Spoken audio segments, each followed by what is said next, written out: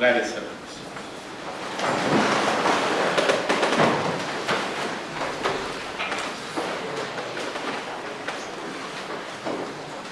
¿Cuál cree, hermano, hermana, que sea su debilidad?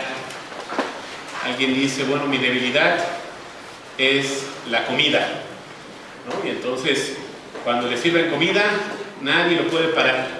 ¿No le pasa a usted? Otro dice, mi debilidad es la coca. ¿Es de alguien aquí? Tenga cuidado, hermano. Ya sabe, ya les he dicho en otra ocasión que bienaventurados los que toman Coca-Cola, porque ellos verán a Dios más pronto.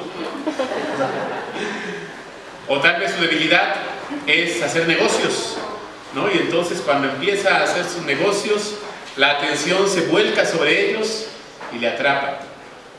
O hacer deporte, qué bueno sería eso, pero es poco probable que de repente tengamos eso.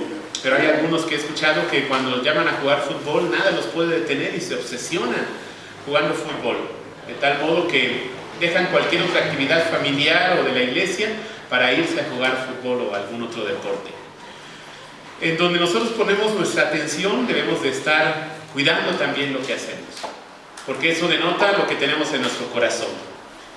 Dice, en estas semanas salió en las noticias de un joven en Filipinas que aparece jugando videojuegos en la computadora, y entonces está tan obsesionado jugando el videojuego, tan atento, que ha creado un vicio que no le permite levantarse en algunas ocasiones en 48 horas de estar jugando el videojuego.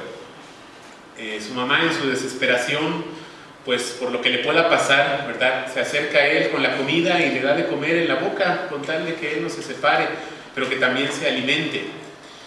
Y varios que han comentado esta noticia ahí en las redes sociales recomiendan pues un instrumento útil como un cinturón, para que mejor, en vez de con comida, su mamá se acerque con el cinturón, a ver si no logra hacer lo que se separe de la computadora de los videojuegos. Pero en la adolescencia, en ocasiones se tiene ese vuelco sobre algunas cosas, y si no es bien orientada la atención, entonces la persona puede extraviarse por cualquier camino. Cualquier cosa puede ganar la atención, no solamente de los adolescentes o jóvenes, sino también para nosotros como personas adultas. En ocasiones también tenemos ese problema. ¿En dónde está centrada nuestra atención? Las evidencias se mostrarán en nuestra propia vida diaria. Lo que habla aquí el apóstol Pablo es un recordatorio a los creyentes para que sepan qué es lo que debe estar controlando su vida. Es la primera pregunta crucial que toda persona, y especialmente todo hijo e hija de Dios, tiene que tener presente. ¿Quién domina tu vida? ¿Qué está dominando tu propia vida? Pero la otra pregunta que también vamos a tratar de identificar a lo largo de este pasaje y esta predicación es: ¿a quién queremos agradar? Estas dos preguntas, hermanos, son preguntas que son decisivas para la manera en que estamos viviendo, y especialmente viviendo nuestra fe en Cristo. ¿A quién nosotros tenemos como el que nos domina y a quién queremos agradar? ¿Podría usted responderse con honestidad estas dos preguntas? Si usted nos está visitando el día de hoy, sepa que de esto puede depender la dicha de su existencia.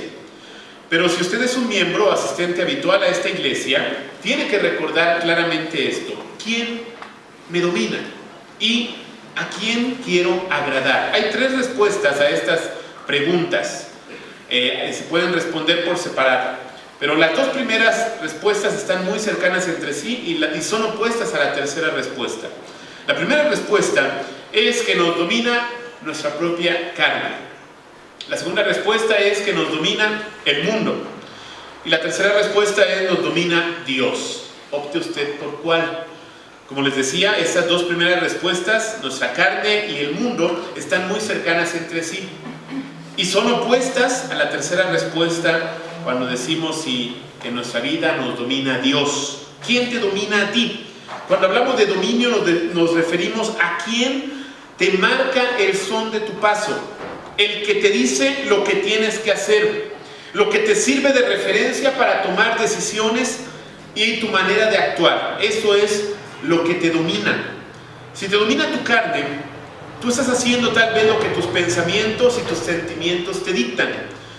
Y tal vez Estás viviendo para el deleite. Estás viviendo dominado, dominada, para lograr darte tus gustos en todo lo que haces.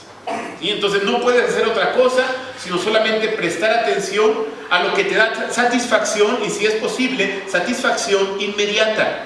Si es de esa manera tu manera de vivir, entonces tienes que identificar que te domina la carne.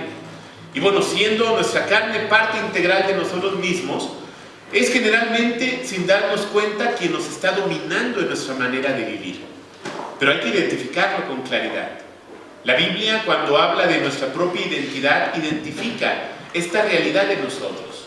La carne no solamente es nuestra propia existencia, sino es todo lo que somos, nuestros pensamientos y sentimientos. Incluso dentro de todo esto está también la naturaleza pecaminosa, es decir, lo opuesto a Dios, la maldad que hay de manera inherente en nuestra vida.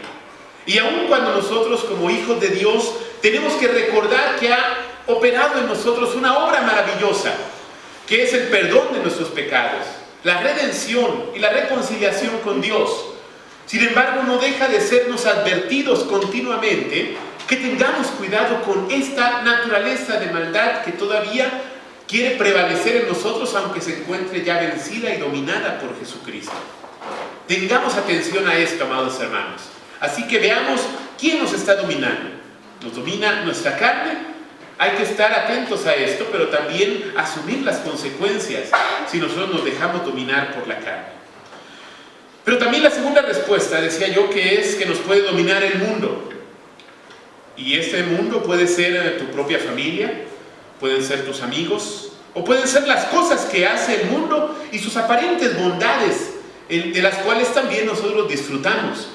Y quiero decir que algunas cosas que hay en el mundo, en la sociedad que nos rodea, son cosas necesarias para nuestra existencia. Por ejemplo, el alimento y la manera en que se producen los alimentos. Son cosas necesarias para nosotros, no podemos eximirnos de ellas. La dinámica económica en la cual vivimos también es algo de lo cual no podemos abstraernos. La manera en que se organiza la sociedad es algo que también necesitamos. La tecnología que utilizamos y los recursos que tenemos en nuestro lugar donde vivimos y con lo que trabajamos cada día, son cosas que están en el mundo, son cosas que se desarrollaron en el mundo, pero que también las podemos aprovechar y utilizar de manera adecuada. Pero tengamos cuidado con las dinámicas sutiles a las cuales nos enfrentamos cada día, la manera en que dicta la sociedad en que se hacen las cosas. Por mencionar un ejemplo, algo que se ha mencionado mucho en medio de nuestra sociedad es la vida de una forma deshonesta para poder crecer. De tal manera que se dice, el que no tranza, ¿qué? No avanza, así se lo saben. Espero que no les esté pasando eso. Pero en ocasiones pensamos que así es como vivimos. Así es como vivimos en México, tal vez. Y a veces pensamos que también así los cristianos podemos vivir. Tengamos cuidados con esos sutiles engaños que en ocasiones vienen por este ambiente en el cual estamos viviendo y ante el cual tenemos que recordar que en medio de todas las cosas que podemos aprovechar, hay que tener cuidado con la maldad que está circundando alrededor de nosotros. Y no nada más la maldad que nos puede afectar, como la violencia, la delincuencia que hay a nuestro alrededor, sino mayormente la manera en que dicta la sociedad que nosotros tenemos que vivir. El apóstol Pablo, para los corintios, les hace ver esta distinción con claridad. Y nos recuerda también esta palabra a nosotros, que tenemos que prepararnos como creyentes a distinguirnos de nuestra forma de pensar y de nuestra manera de vivir, de la forma en que se dicta en la sociedad. Así que, sin darte cuenta, te está dominando la manera de que se dice que debes vivir en la sociedad, a veces en nuestra propia familia, entre los amigos o las cosas que hace el mundo. Estemos atentos a este poder dominante sobre nosotros. Pero la tercera respuesta a quién te domina puede ser que te domina Dios, o por lo menos puede estar en tu palabra, o podemos tener esa aspiración, y qué bueno que la tengamos, pero tengamos la voluntad, amados hermanos y amigos visitantes, tengamos la voluntad que no solamente sea una palabra que decimos, sino que sea una realidad que quien domina nuestra existencia es Dios. Y hay una manera en que podemos evaluarlo. si Dios nos está dominando? Precisamente significa que nosotros estemos dispuestos cada uno, a que hagamos entonces lo que Él nos pide. Si te domina Dios, entonces tienes que tener cuidado, porque corres el riesgo de comportarte de una manera diferente a como se comporta el mundo. Tienes el riesgo de saber cosas que el mundo no sabe y querer hacer cosas que los demás en su sano juicio no harían. Por eso tienes que prepararte. Si tú dices que te domina en tu vida Dios de verdad, entonces tienes que prepararte para ser alguien diferente de lo que es el mundo y la sociedad. El apóstol Pablo, en la enseñanza a los corintios, les exhorta para que ellos tengan esta comprensión de la realidad de la presencia de Dios a través de su Espíritu en ellos, como lo leímos en este pasaje de 1 de Corintios capítulo 2. En el versículo 12 menciona esta verdad de manera categórica para que no lo olvidemos tampoco nosotros. Por favor, léanlo conmigo, versículo 12 del capítulo 2. ¿Cómo dice? Y nosotros no hemos recibido el espíritu del mundo, sino el espíritu que proviene de Dios, para que sepamos lo que Dios nos ha concedido. El vivir dominado por Dios significa tener la conciencia de la presencia y dirección del Espíritu de Dios.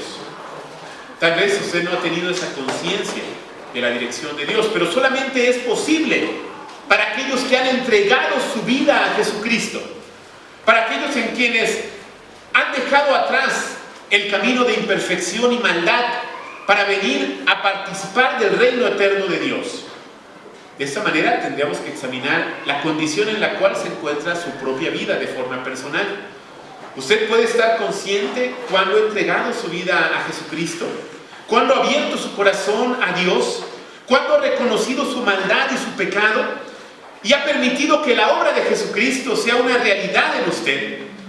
Si usted tiene ambigüedad sobre estas preguntas para su vida, entonces tal vez debe ser el punto de partida para usted, para que conozca la plenitud de su reino y su camino, entregando su vida a Él, abriendo su corazón a Él y permitiendo que sea Jesucristo el que venga a morar en su vida y a controlar sus pensamientos, sus emociones y sus relaciones.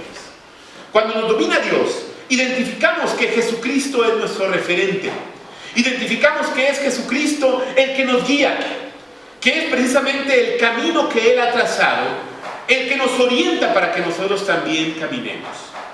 Al final de este pasaje, después de hablar las implicaciones que tiene el hecho de que el Espíritu de Dios esté en nosotros y nos domine, entonces afirma que podemos nosotros discernir con claridad todas las cosas que son falsas y las que son verdaderas, las que son correctas e incorrectas, y la manera de comportarnos de esta manera honra al Señor.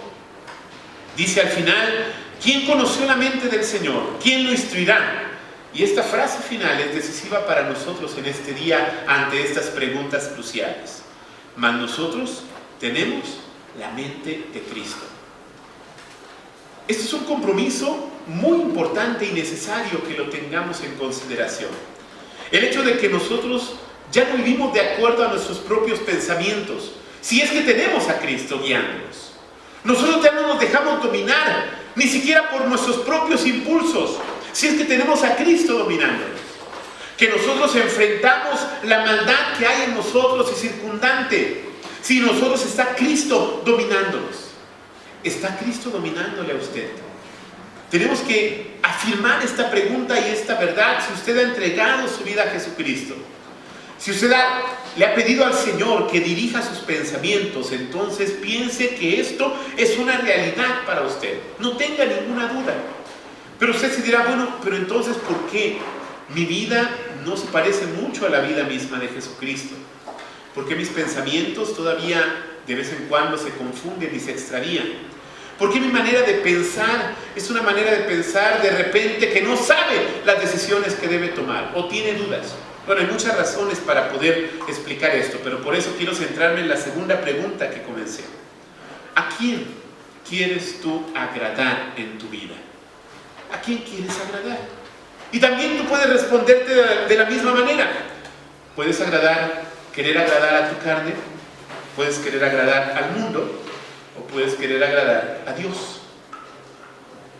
Si somos sinceros e identificamos a quién queremos agradar en nuestra vida y reconocemos que sea a nuestra carne, a nuestro propio yo, que sea al mundo y su sociedad extraviada, o que sea a Dios, también podemos explicarnos la razón de que estemos nosotros pensando algunas cosas y actuando de cierta manera, y también teniendo una forma de relacionarnos con los demás. Si tú amas a tu carne, entonces también tú estarás actuando solamente para agradarte a ti mismo, solamente buscando tu interés, solamente buscando tu placer y justificándote continuamente de tu comportamiento, diciendo que así eres tú y nada te puede cambiar. Cuando vivimos así, estamos agradando a nuestra propia carne. Tal vez necesitamos aprender lo que significa cambiar el centro de nuestra atención al lugar correcto. Estamos agradando a quien no debemos agradar si es que nos domina de verdad Dios por medio de Jesucristo y nos guía el Espíritu de Dios. Tal vez tú estás queriendo agradar al mundo y nuevamente, mucho cuidado, porque la manera en que agradamos al mundo toma de formas muy sutiles para nosotros sin darnos cuenta y afecta nuestro comportamiento. Es decir, cuando nosotros agradamos al mundo, preferimos vivir de la manera en que el mundo vive, con tal de que no nos pase nada y no seamos objeto de burla, con tal de que no nos identifiquen que nosotros somos diferentes, con tal de que los demás hablen bien de nosotros siempre. Jesucristo, a algunos a quienes se querían agradar a sí mismos, les advirtió: ay de ustedes cuando todos hablen bien de ustedes, porque de esta manera se hacía antiguamente con los falsos profetas. Tengamos cuidado con nuestra propia vida. Si los demás están hablando bien, pero porque estamos actuando equivocadamente, entonces estamos agradando a los demás y tal vez no estamos agradando a Dios. Agradar al mundo significa en que nosotros estamos dispuestos a sacrificar nuestras convicciones y aquello que se nos enseña cada día que estamos en la iglesia con la enseñanza de la Escritura, cuando nosotros preferimos hacer lo que hacen los demás con tal de no quedar mal con ellos. Especialmente, amados hermanos, la presión de la familia, cuando en ocasiones la familia no sigue el camino adecuado desde la perspectiva de Dios, o agradar a los amigos, es algo tan difícil de distinguirnos. Por eso quiero hacer énfasis en esto, amados hermanos, para que nos preparemos ahora para preguntarnos claramente si estamos agradando a los demás, si estamos viviendo para que los demás estén bien con nosotros, o estamos dispuestos a sacrificar ese tipo de relaciones cuando sea necesario poner en primer lugar el agradar a Dios.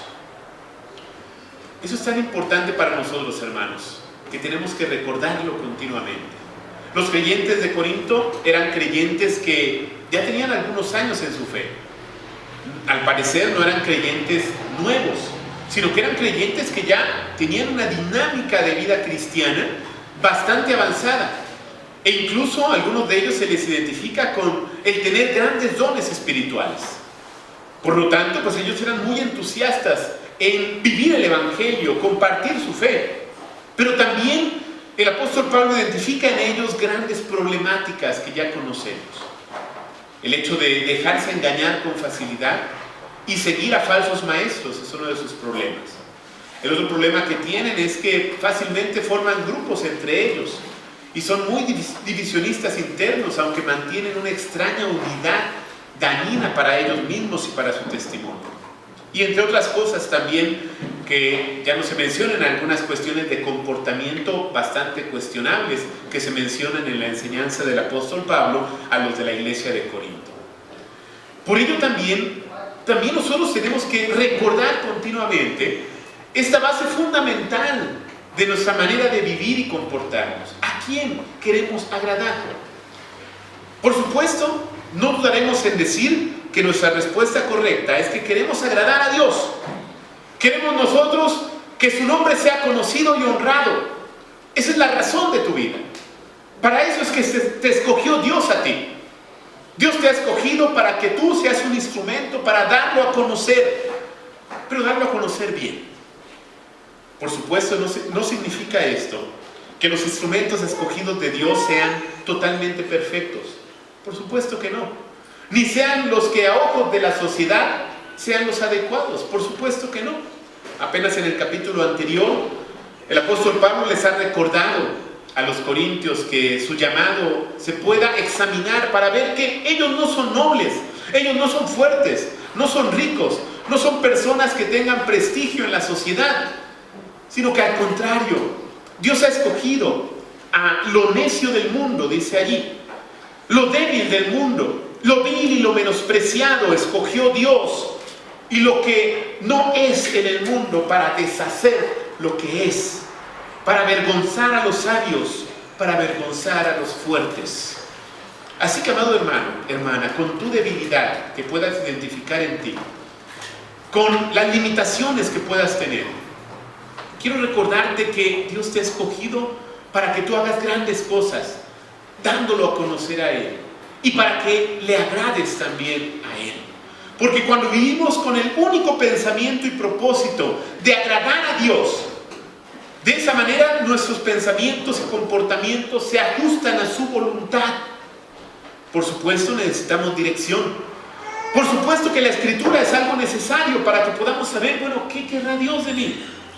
Conforme avanzamos en nuestra vida y somos más y más maduros en nuestra comprensión de las implicaciones que tiene la fe cristiana, vamos también aprendiendo cuáles cosas en detalle tenemos que corregir y cambiar con su ayuda.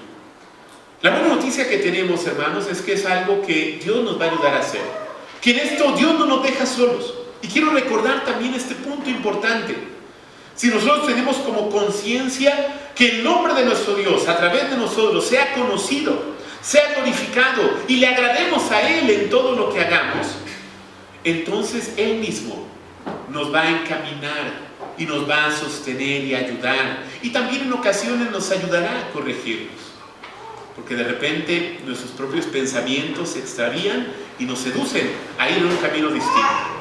De repente nuestros amigos o la sociedad misma nos seduce sutilmente y nos lleva a ir por otro camino.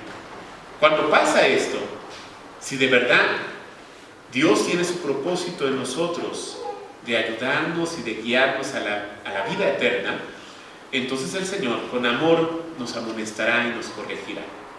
Los tiempos de prueba que vivimos, amados hermanos, las dificultades que enfrentamos en nuestra vida, tienen varios propósitos, como lo he mencionado acá en otras ocasiones. Uno de ellos, primero, pues es recordarnos nuestra propia debilidad, saber que somos frágiles, saber que necesitamos de Dios para seguir adelante. Pero otra de las situaciones que pasa es que las experiencias adversas que vivimos son un amoroso recordatorio y amonestación de que nuestra vida tiene que ser corregida. ¿No le ha pasado a usted que cuando ocurre algo en su vida le viene algún pensamiento, bueno, ¿qué es lo que hice para que me pasara esto? Tenga cuidado con ese pensamiento. En ocasiones ese pensamiento puede ser erróneo. Puede ser que Satanás mismo esté queriéndose aprovechar para fincarnos un sentimiento de culpa inadecuado. Pero en ocasiones puede ser que sea el Espíritu de Dios que nos amoneste cuando realmente hay algo malo en nuestra vida, hay un comportamiento inadecuado que esté teniendo que asumir las consecuencias, y entonces Dios con amor nos está invitando a que lo corrijamos. ¿Cómo distinguir esto? Primero, recordar siempre que vivimos ahora en Cristo bajo la gracia de Dios. Usted no tiene condenación si es hijo o hija de Dios. Sus pecados han sido perdonados en su nombre. Afírmelo esto cada día. Su pecado, diga, mi pecado ha sido perdonado por la obra de Jesucristo. Jesucristo ha pagado en la cruz todo lo que fuera necesario para que usted pudiera ser librado de condenación. Tenga esto presente, recuérdelo siempre, no está de más hacerlo en toda oportunidad. Porque de repente, cuando las consecuencias de nuestros actos dañan nuestra vida, nuestra salud, nuestra relación con los demás, podemos confundirnos de pensar que estamos todavía pagando algo que no se ha pagado en la cruz de Cristo. Esto es un engaño, amados hermanos. Tenga presente que la cruz de Cristo ha sido suficiente para pagar todo lo que usted ha estado haciendo, ha hecho y hará ante Dios. Y lo que sufrimos nosotros en esta vida es un recordatorio de nuestra debilidad, es una oportunidad para fortalecer nuestra fe y además una amonestación amorosa de nuestro Dios, para que si todavía hay cosas que nos hemos obstinado en mantener, puedan salir a la luz para ser corregidas por la obra del Espíritu de Dios. Así que esto lo podemos tener presente. Si su afán, si su deseo es agradar solamente a Dios, entonces viva de esa forma. Viva con la conciencia de que usted mismo no dirige su comportamiento, sino que ahora lo dirige Jesucristo mismo por el Espíritu de Dios que está presente en usted.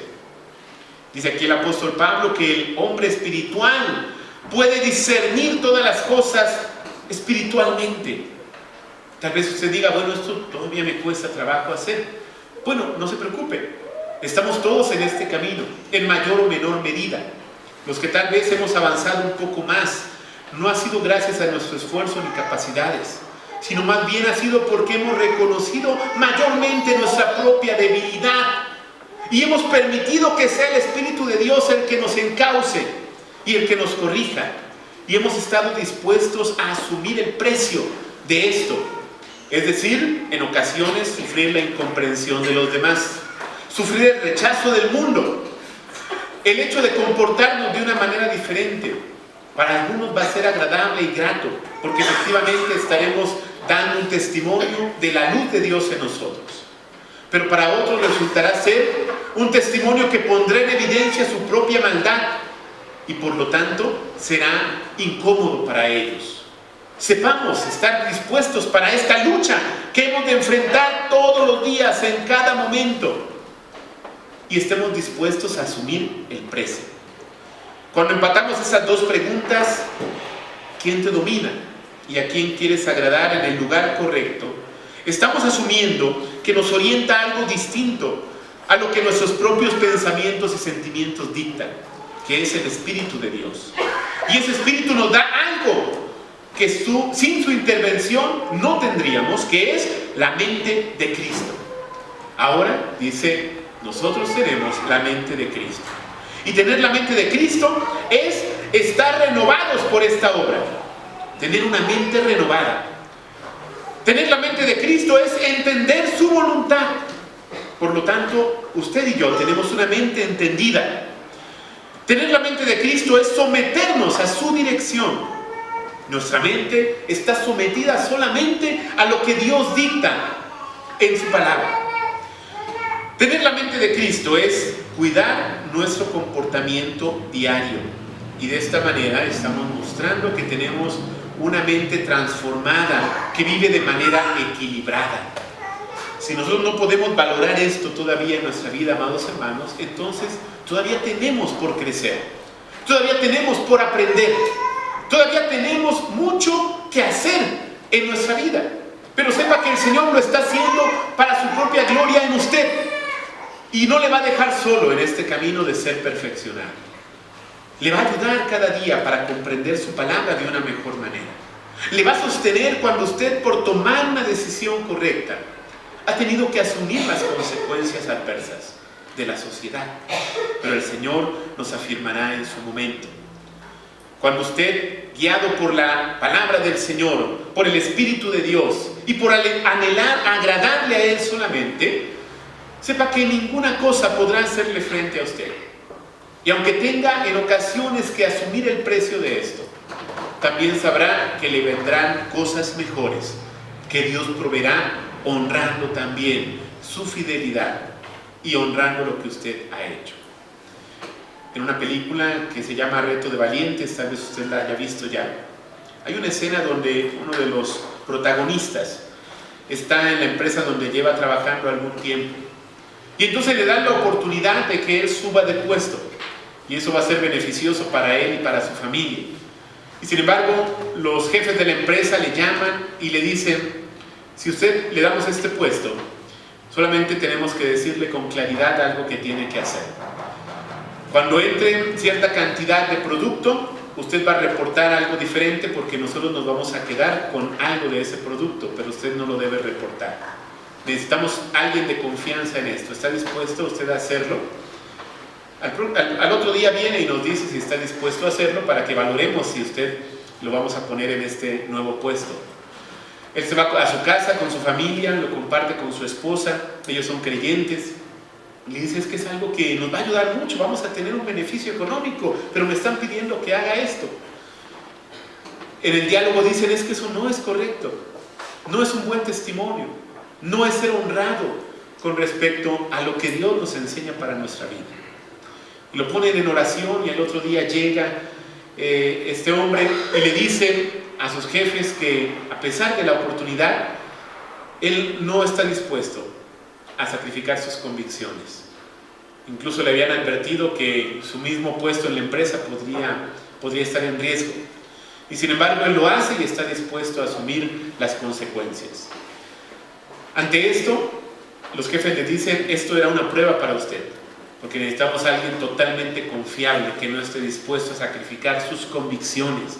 Y entonces le dan el puesto que él estaba buscando. Así que, amados hermanos, tengamos presente este ejemplo de que nosotros, aunque en ocasiones tengamos que hacer cosas diferentes, siendo guiados y dominados por Dios a través de Jesucristo y buscando agradar a Dios por medio de Jesucristo, Él pondrá en orden todas las cosas a su debido tiempo. Y entonces podremos saber que le hemos honrado con una mente renovada, con una mente entendida, con una mente sometida a su autoridad y con una mente que actúa solamente guiada por el Espíritu de Dios y por su palabra.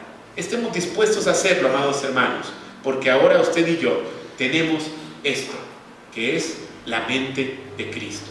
Vivamos honrando esa mente de Cristo. Amén. Oremos.